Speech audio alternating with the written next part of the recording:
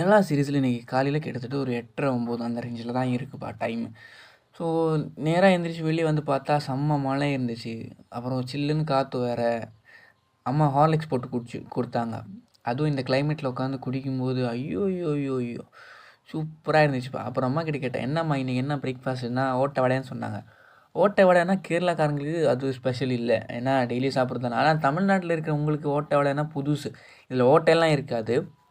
இந்த மாதிரி ஒரு சட்டியில் வந்து கொஞ்சம் இந்த அரிசி அப்புறம் கோதுமை மாவெல்லாம் மிக்ஸ் பண்ணி தேங்காய் எல்லாம் போட்டதுக்கப்புறம் இந்த மாதிரி ஊற்றி கொடுக்குற ஒரு பழைய காலத்து டிஷ் இது.